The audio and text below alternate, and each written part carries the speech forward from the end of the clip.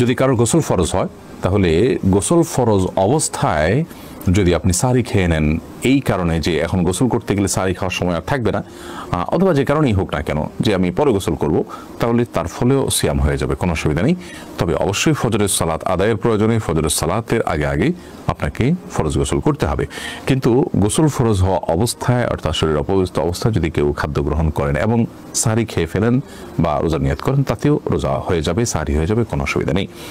যদিও গোসল করে তারপরে খেতে পারলে সেটা উত্তম, তা বলাই বাহুল্য। কোনো ব্যক্তি যদি রমজানের রাত্রিতে স্ত্রী সহবাস করে ঘুমিয়ে যায় এবং অপবিত্র অবস্থায় সাহারি খেয়ে সিয়াম রাখে, তাহলে তার সিয়াম হবে কি?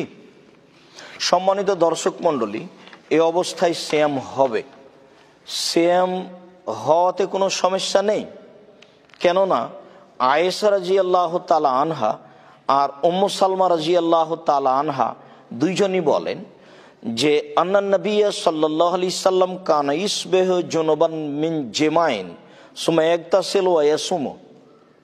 রাসূল সাল্লাল্লাহু আলাইহি সাল্লাম রমজান মাসে স্ত্রী মিলনের কারণেই সকাল করতেন, তারপর তিনি গোসল করতেন এবং সিয়াম পালন করতেন। হাদিস বুখারী মুসলিম।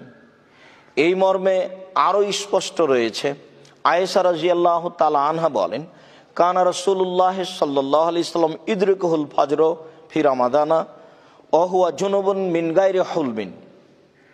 রাসূল সাল্লাল্লাহু আলাইহি সাল্লাম রমজান মাসে অপবিত্র অবস্থায় সকাল করে দিতেন, ফজরের আজান হয়ে যেত, তারপরে তিনি ঘুম থেকে উঠতেন গোসল না করেই।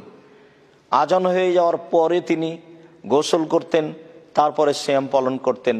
হাদিস বুখারী মুসলিম। সম্মানিত দর্শক মণ্ডলী, অত্র সহিহ বুখারী মুসলিমের হাদিস দ্বারা প্রমাণিত হয় যে এই অবস্থায় সিয়াম পালন করাতে কোনো সমস্যা নেই। আল্লাহ আমাদেরকে সঠিক বুঝে আমল করার তৌফিক দান করুক। আল্লাহুম্মা।